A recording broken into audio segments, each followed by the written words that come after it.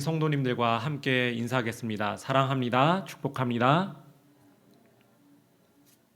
네, 활짝 한번 웃어주세요. 제가 항상 이 강단에 서서 설교하는 모습을 이제 모니터링을 나중에 따로 하는데 제 얼굴이 항상 경직되어 있더라고요. 저는 항상 밝은 모습으로 서 있다고 생각을 했는데 오늘 일부러 조금 더 제가 좀 미소를 지으면서 오늘 설교를 하도록 하겠습니다. 크리스텐덤이라는 말을 들어본 적 있으신가요? 간단히 말해서 기독교 세계를 의미하는 용어인데요. 기독교의 신앙이 그 나라의 법과 정치와 사회, 문화, 또 그 간습까지 지배하고 또 기독교의 교리와 예배의 선교 활동이 국가적인 지지를 받는 그런 세상을 일컫는 표현입니다. 과거에 이런 대표적인 나라가 하나 있었죠. 어딜까요? 구약시대 이스라엘이 대표적인 이 크리스텐덤 사회였습니다. 이스라엘은 신정국가였죠. 왕이 있지만 왕보다 더 높은 하나님이 계셨고 나라의 법이 있지만 그 법보다 더 높은 하나님의 계명, 율법이 있는 나라였습니다. 이 기독교의 사상이 그 사회를 지배했던 국가였습니다.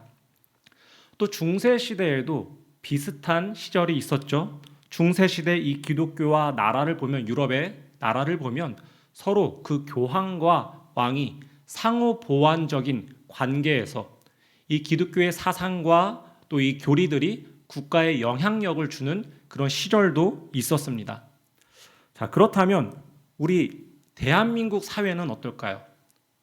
우리 대한민국 사회는 이 크리스텐덤 사회다라고 말을 할 수가 있을까요?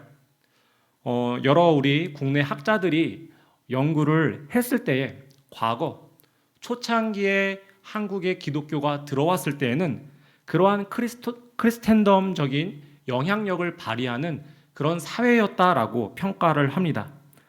신정국가는 아니지만 그래도 기독교의 정신과 그 영향력이 지대했었고 한국 사회 역시 이런 교회의 모습을 적극적으로 지지하는 그런 시절이었다고 평가를 하는 거죠.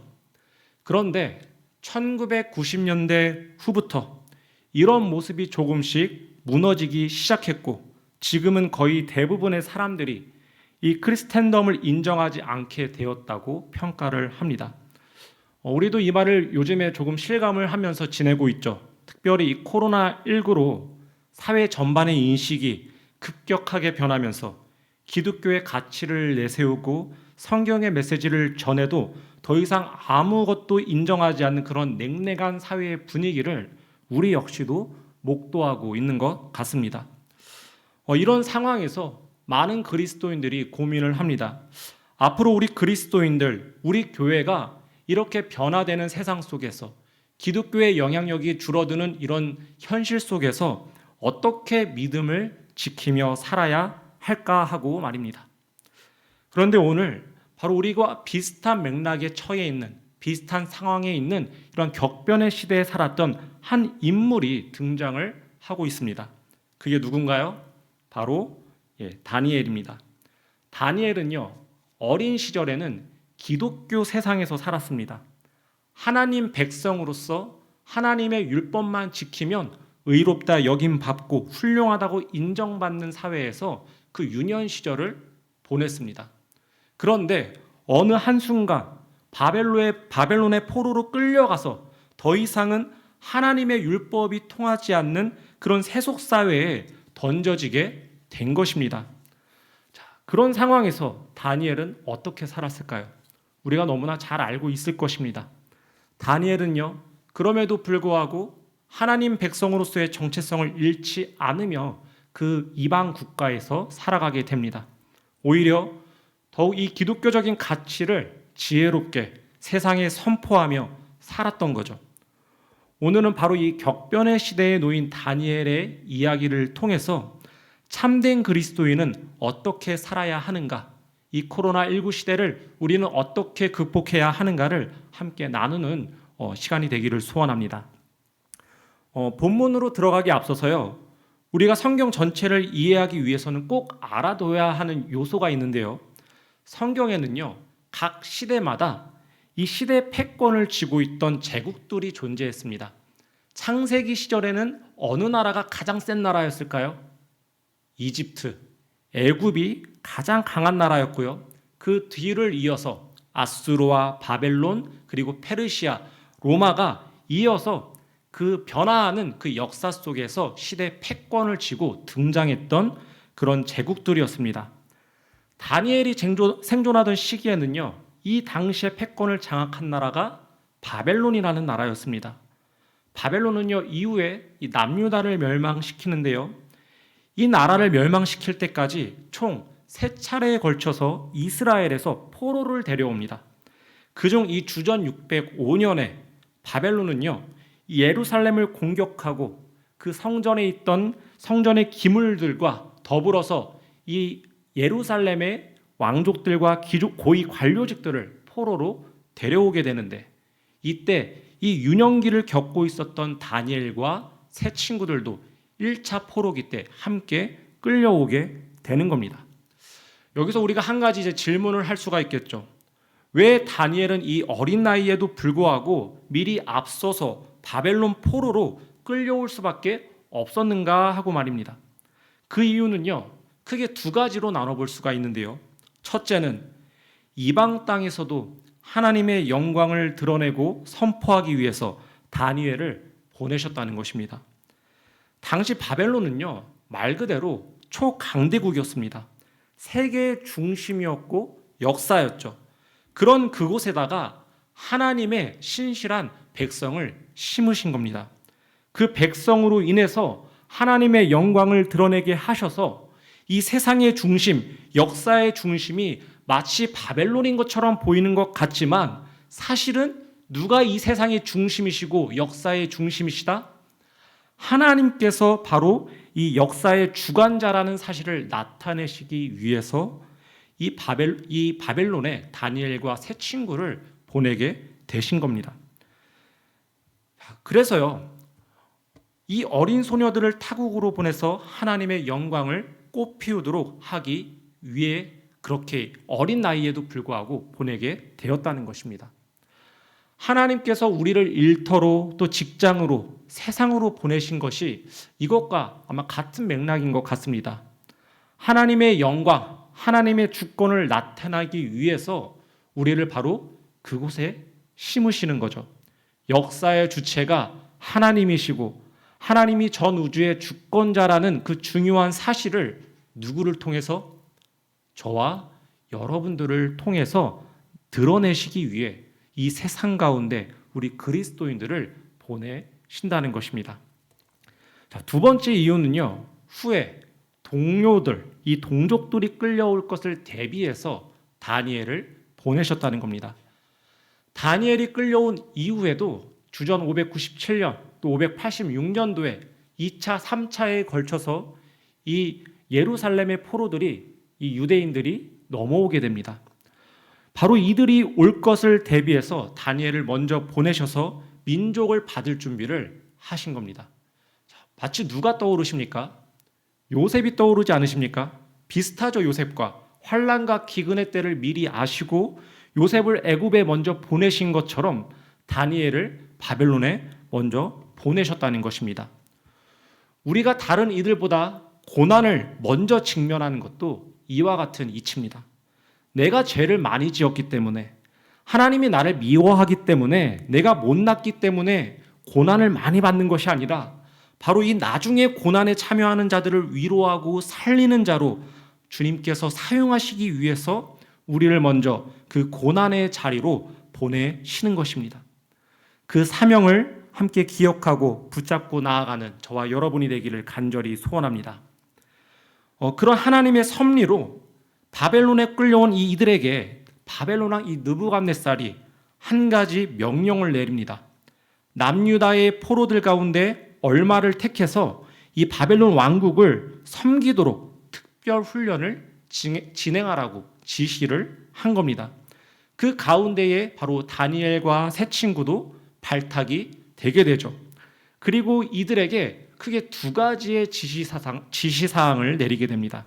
첫째는요, 이 갈대아 사람의 학문과 언어를 배우는 것이었고요. 둘째는요, 3년간 왕이 지정한 이 왕의 음식과 포도주를 먹으라는 것이었습니다. 그리고요, 다니엘은 벨드사살, 또 세 친구는 사드락과 메삭과 또 아벳느고라는 이 바벨론식의 이름도 부여받게 되었죠. 우리 같으면, 성도님들 같으면 이런 상황을 어떻게 받아들이시겠습니까? 저는 너무 좋았을 것 같아요. 포로로 끌려왔잖아요. 나라가 멸망의 직전에 놓여 있고 포로로 끌려왔다면 어떤 것들을 우리가 염려할 수 있을까요? 엄청난 고역과 학대와 또 노동력을 착취하는 그런 것들을 우리가 염려하지 않았겠습니까? 그런데 지금 이들에게 그런 일이 닥치는 것이 아니라 바벨론의 이 느부갓네살 왕이 이 다니엘과 세 친구를 바벨론의 국비 장학생으로 선발을 한 겁니다. 공부도 공짜로 시켜준대요. 그리고 그 3년간 공부하는 동안 필요한 의식주 모든 것들을 다 해결해 주는데, 해결해 주는 것도 그냥 기본적인 것이 아니라 왕이 하사하는 음식으로 이들을 먹이겠다는 그런 약속을 하고 있는 것입니다. 자, 이런 것을 우리가 경험할 때 그렇게 생각할 수가 있겠죠. 그래도 우리 하나님이 살아계시는구나. 나를 버리지 않으시는구나. 내가 이렇게 힘들게 포로로 끌려왔는데 나를 먹이시고 입히시고 좋은 걸로 채워주시는구나 하고 아마 우리가 감사하고 기뻐했을지도 모릅니다. 그런데 정말로 지금 이 상황이, 이들에게 주어지는 이와 같은 일들이 정말로 복된 일이었을까요? 이와 같이 장학생을 선발하고 훈련시키는 데는 다 어떤 분명한 목적이, 의도가 있었겠죠. 바로 이스라엘을 이끌어갈 다음 세대의 정체성을 어떻게 하려고요? 바벨론화 시키려고 하는 것이 바로 이 느부갓네살 왕의 목적이었던 것입니다.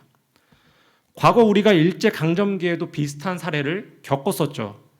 일본이 처음에는 우리 이 조선 민족에게 폭력으로, 이 무단 정치로 민족을 억압했어요. 때리고 욕하고 죽이고. 그런데 이렇게 했더니 이 민족이 그 기세가 꺾이답니까? 안 꺾이는 거예요. 그랬더니 머리를 교활하게 썼죠. 그때부터는 문화 정치를 펼치기 시작을 했습니다. 우리 조선인들 중에 좀 유능한 사람들을 선발해서 일본에 유학도 보내주고 또 일본의 고위 관료로 발탁도 하고 그들에게 여러 가지 혜택들을 주었던 것입니다. 그리고 일본의 이름을 하사하기도 하면서 이들에게 관대하게, 우리 조선 민족에게 관대한 은혜를 베풀기 시작을 했죠.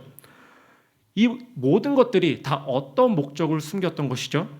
바로 이 조선인의 정체성을 잘라버리기 위한 술책이었던 것입니다. 지금 이 다니엘과 세 친구가 처한 상황도요, 마찬가지였습니다. 그들은요, 하나님께서 하나님의 영광을 위해 심으신 복음의 뭐라고요? 씨앗들입니다. 그런데 이 사단은요, 현란한 축복으로 가장해서 그들의 정체성을 뒤바꾸려고 이러한 유혹들을 감행을 했다는 것입니다.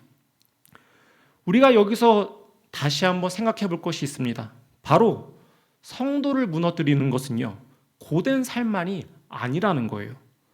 고난보다 더욱 강력한 사단의 무기는요, 겉으로는 하나님의 축복처럼 보이지만 성도의 정체성을 조금씩 잠식해가는 이러한 달콤한 유혹들이 더욱더 위협적인 것이라는 것을 우리가 깨달아야 한다는 것입니다. 안정된 생활을 보장하는 직장, 끊임없이 확장되는 사업, 승승장구하는 인생, 우리의 시선으로 볼 때는 모든 것이 다 하나님의 축복이고 은혜처럼 보이죠. 그런데 어느샌가 그러한 성공이, 그러한 안정이 우리가 성도로서 살아가는 그 정체성을 조금씩 갉아먹고 있더라는 것입니다. 때문에요, 우리는요, 잘 되고 잘 풀리는 그 순간에 오히려 방심하지 않고 우리가 눈을 들어서 무엇이 우리의 정체성을 갉아먹지는 않는지를 잘 분별할 수가 있어야 한다는 것입니다. 자, 그렇다면 이 다니엘은 어떻게 했을까요? 잘 분별을 했을까요? 오늘 본문을 보면요, 1장 1절부터 내용들을 쭉 보면요, 다니엘은요, 바벨론의 이 같은 요구를 받아들입니다. 이름도 벨드사살이라 계명을 하고요, 바벨론의 학문을 공부하기 시작합니다. 말이 학문이지 국영수 이런 게 아닙니다. 이 바벨론의 철학과 바벨론의 점성술들을 배우는 거예요.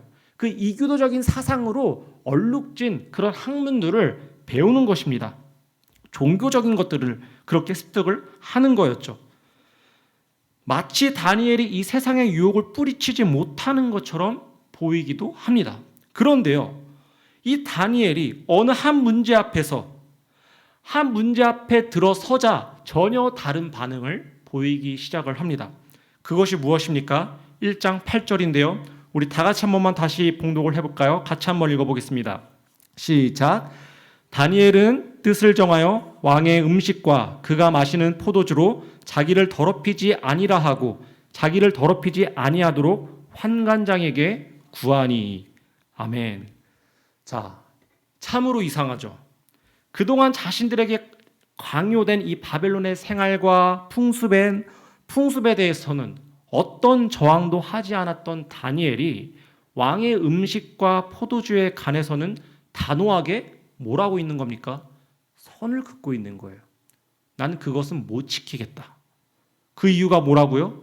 뜻을 정했기 때문이다. 성경은 그렇게 말씀을 하고 있습니다. 자, 뜻을 정했다. 그것이 무슨 말일까요?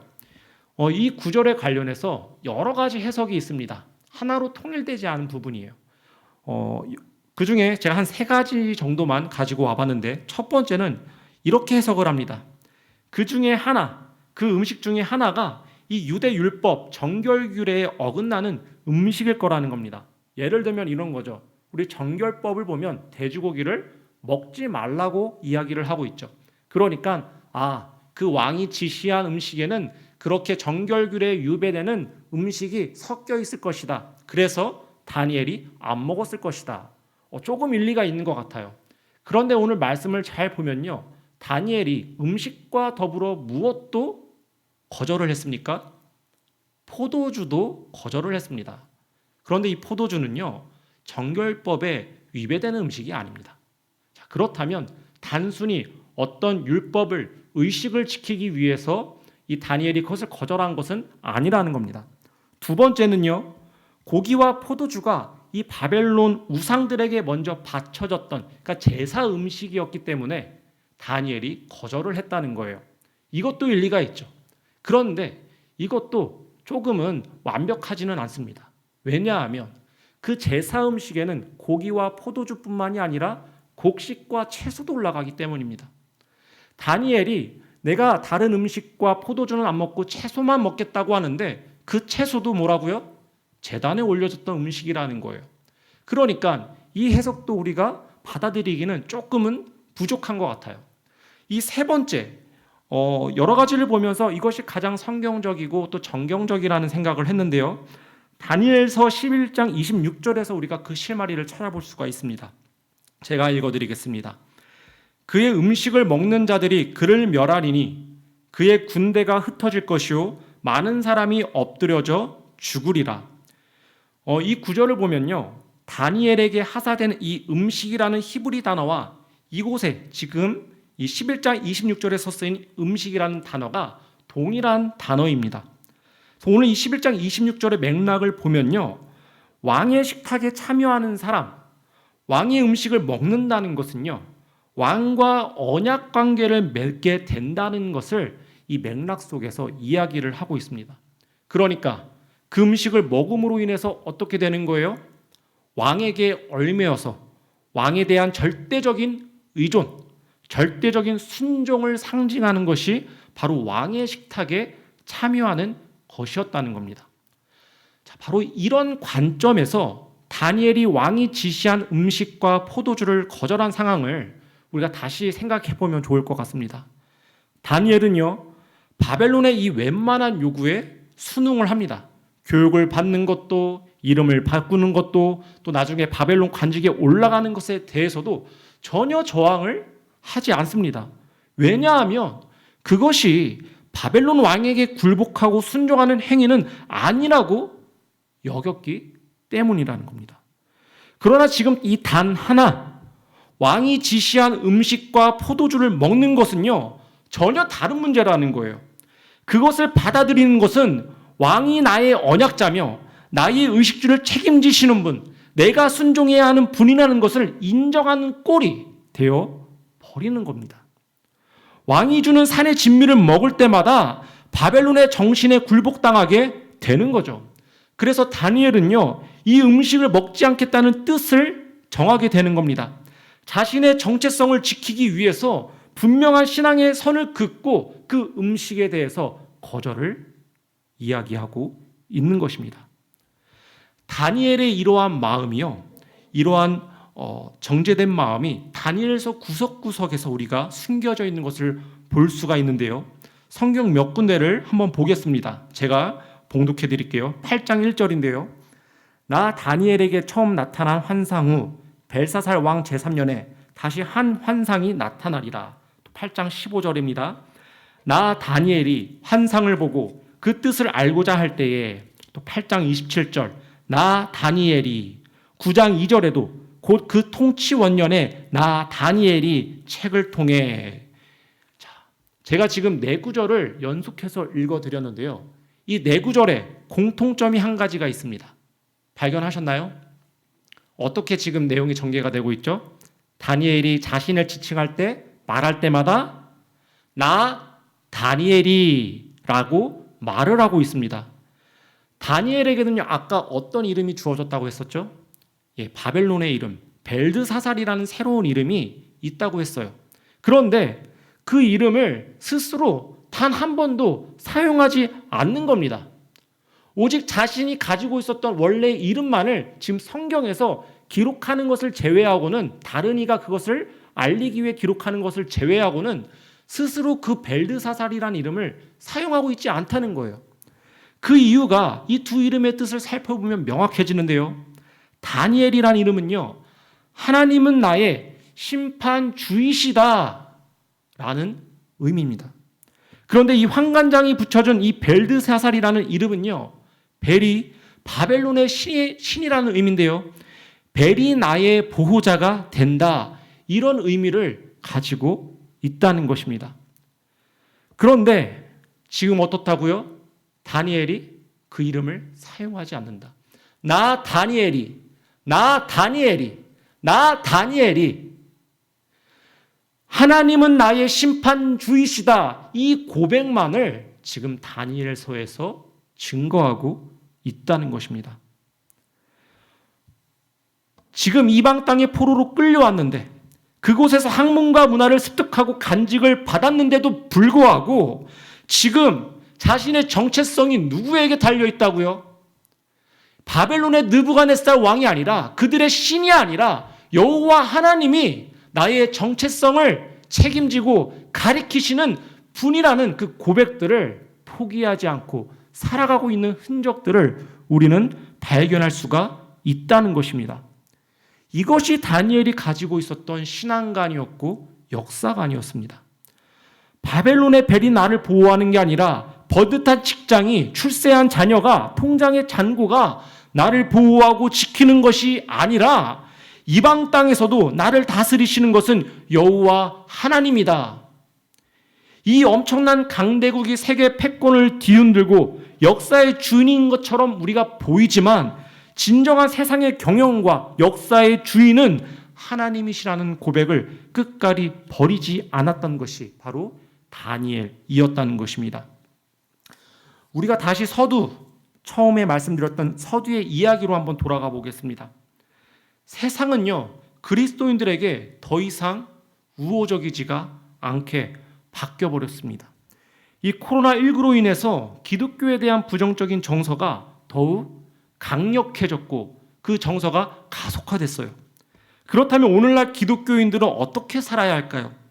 이에 대해서 우리 성도님들 안에 여러 가지 반응들이 있습니다. 크게 세 가지 반응인데요. 첫째는요, 그런 세상과 나는 분리돼서 살겠다. 이렇게 세상적인 것이 다 악한 것이고, 또 그 세상이 우리를 배척한다면 우리도 이 세상을 배척하겠다. 그래서 어떻게 합니까? 산속으로 숨어 들어가는 거예요. 과거에 실제로 그랬습니다. 은둔주의자들이 그랬죠. 세상이 악하니 다 산속으로, 수도원으로 들어가서 세상과 담을 쌓고 금욕적인 삶을 살았던 겁니다. 둘째는요, 세상과 차라리 동화된 삶을 살겠다고 다짐하는 이들이 있습니다. 이 땅의 기독교의 형식과 규례가 다 부질없고 자세히 보니까 세상보다 못하더라는 거죠. 차라리 하나님이 주신 이 땅의 축복들을 제약 없이 분별 없이 마음껏 누리는 것이 더 자유로운 삶이겠거니 하고, 우리의 그 선을 어떻게 해버리는 겁니까? 지워버리는 거죠. 그러나 이 둘 모두가 정말로 하나님께서 원하시는 삶일까요? 이 모든 것들이 하나님께서 원하시는 것도 또 다니엘이 보여준 모습도 아닐 겁니다. 우리가 세상에서 살아야 할 모습은요, 세상에서 분리돼서 살아갈 것도 아니고 세상과 동화돼서 살아갈 것도 아니라는 것입니다. 세상에 속하되 뜻을 정하여 분명한 선을 긋는 신앙을 갖고 살아가는 것이 우리에게 필요하다는 것입니다. 우리는요, 세상에 들어가서 세상의 말과 학문과 그들의 문화를 배우고 익히는데 최선을 다해야 할까요? 말아야 할까요? 최선을 다 하셔야 합니다. 열심히 하셔야 돼요. 직장 가서, 학교에 가서, 또 가정에 가서, 또 믿지 않는 자들과 할 수 있는 것들을 최대한 많이 협력을 하시기 바랍니다. 또 그들과 함께 어울려야 우리가 먹고 사는 문제도 해결할 수 있지 않겠습니까?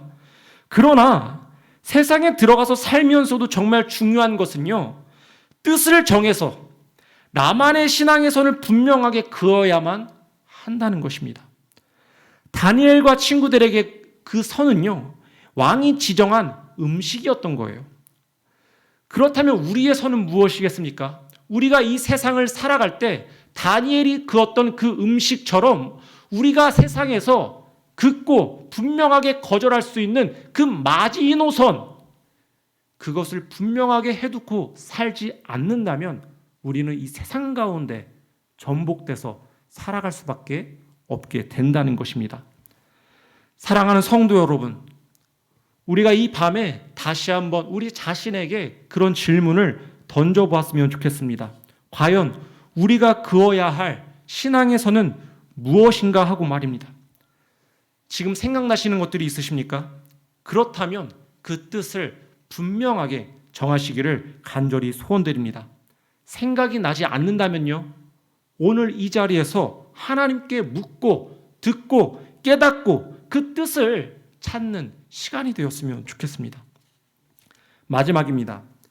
그렇다면 이 뜻을 정하여 앞으로 나아가는 다니엘에게 하나님은 어떻게 반응을 하고 계시는지 마지막으로 살펴보겠습니다. 9절입니다. 하나님이 다니엘로 하여금 환관장에게 은혜와 긍휼을 얻게 하신지라. 또 15절인데요. 열흘 후에 그들의 얼굴이 더욱 아름답고 살이 더욱 윤택하여 왕의 음식을 먹는 다른 소년들보다 더 좋아 보인지라. 마지막으로 17절을 보겠습니다. 하나님이 이 네 소년에게 학문을 주시고 모든 서적을 깨닫게 하시고 지혜를 주셨으니. 아멘. 자, 어떻습니까? 그 뜻을 정하여 앞으로 나아가는 다니엘과 그 친구들을 하나님이 어떻게 하셨다고요? 동행을 하십니다. 왕의 음식을 먹지 않고 채소만 먹은 그들의 얼굴과 용모를 더 건강하게 지켜주십니다. 학문을 습득할 때마다요, 그들이 가지고 있는 지혜보다도 더 충만한 지식과 지혜를 얻을 수 있도록 주님께서 역사를 하시는 겁니다. 모든 위기 속에서 하나님이 이들을 보호하시고 지키시는 겁니다. 사랑하는 성도 여러분, 그런 하나님이 우리의 하나님이심을 믿으십니까? 그런 하나님 아버지께서 우리와 동행하심을 간절히 믿고 따르시기를 소원합니다. 물론 우리가 뜻을 정하여 지키기만 하면 하나님께서 모든 만사 형통을 행하신다라는 그러한 신앙의 공식이 성경적인 것은 아니에요. 제가 여러분들에게 이것을 지키면 우리의 인생은 탄탄대로가 될 것이다 라는 그런 맥락에서 말씀을 드리는 것은 아닙니다. 물론 우리가 바라보기에 형통하지 않은 삶이 될 수도 있을 것입니다. 그러나 하나님의 시선으로 하나님께서 우리를 보실 때 그 인생은요, 너무나 기쁜 인생이라는 거예요. 하나님이 너무나 만족하시는 인생이라는 것입니다. 우리가 이 세상 속에서 선을 긋고 그것을 지키려고 최선을 다할 때, 그 정절을 위해서 우리의 목숨을 다해 신앙을 지키고자 할 때 하나님은 그것으로 큰 영광을 받으신다는 거예요. 제가 너무나 자세한 디테일한 적용은 안 하려고 했는데 몇 가지만 드리겠습니다. 이런 거죠. 우리가 주일 전날, 토요일 날 너무나 기쁘지 않습니까? 쉬는 날이잖아요. 그래서 밤 10시까지 새벽까지 너무 놀고 싶을 거예요. 특히 청년들 같은 경우, 젊은 사람들 금요일 날 일 마치고 토요일이 얼마나 황금 같은 시간입니까? 그렇게 토요일 늦게까지 우리가 새벽까지 시간을 보내고 다음 날 되면 주일 예배를 제대로 드릴 수 있겠습니까? 또 우리에게 정말로 중요한 지인들이 많잖아요. 내가 사랑하고 소중한 분들이 많습니다. 그분들의 경조사와 또 우리가 모임들을 다 챙기려고 하다 보면 이 주일 성수를 어떻게 할 때도 있겠습니까? 빼먹어야 하나라는 고민이 들 때가 있을 것입니다. 그럴 때 우리가 무엇을 해야 한다고요? 선을 그어야 한다는 것입니다. 하나님, 내가 월화수목금토 하나님 주변의 사람들을 위해서 이 시간과 물질을 다 할애하겠습니다. 그러나 이날만은 내가 선을 긋겠습니다.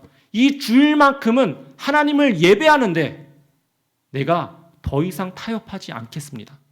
주일 성수를 지키는 데에 나의 건강과 컨디션을 주님 이 토요일 저녁에 내가 온전히 보존하겠습니다. 이것이 나의 하나님 신앙의 선입니다. 그렇게 우리가 하나하나 선을 그어가고 지켜가는 것입니다. 그러면 주님이 어떻게 하신다고요? 그것으로 기뻐하신다는 거예요. 그것으로 영광을 받으신다는 거예요.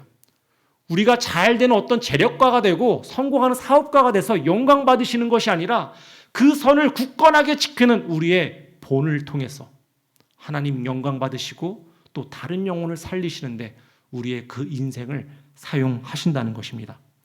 말씀을 정리하겠습니다. 우리는 지금 참 어려운 시절에 신자로 살아가고 있습니다. 세상에서 이 변해서뿐만이 아니겠죠. 우리 성도들의 인식도 너무나 많이 변했습니다. 교회 출석하는 것에 많은 성도님들이 죄책감을 갖고 신앙생활을 하고 계세요. 더 움츠러들고 때로는 그 비난에 자유롭고 싶어 교회 울타리를 벗어나려고 하는 분들도 보게 됩니다. 그러나 우리가 한 가지 오늘 말씀을 통해서 기억했으면 좋겠습니다. 세상이 교회를 어떤 식으로 인식하고 어떤 식으로 평가를 하더라도 그것은 하나님의 뜻이 꺾이는 것이 아니라는 것입니다. 교회가 약해지는 것이 아니라 교회가 약해지는 것이 하나님이 약해지는 것이 아니라는 거죠. 교회의 영향력이 줄어드는 것이 하나님이 세상에 갖는 영향력이 줄어드는 것이 아니라는 것입니다. 우리가 어떠한 상황에 놓이든 간에 우리는요 언제나 하나님이 계획하신 상황과 통제 안에 있다는 것을 명심하시기를 바랍니다. 우리가 해야 할 것은요 이 변한 세상에 동조하는 것도 또 그것을 완전히 부정하는 것도 아니라는 거죠. 그 안에서 우리의 정한 뜻대로 신앙의 선을 긋고 하나님 백성의 정체성을 포기하지 않는 삶을 사는 것입니다. 그 삶을 살기로 다짐하고 주 앞에 나아갈 때 주님께서 기뻐하시는 삶을 사는 사랑하는 우리 온세계교회 성도님들이 되시기를 주님의 이름으로 축원합니다. 우리 시간 같이 찬양하고 기도하는 시간 갖도록 하겠습니다.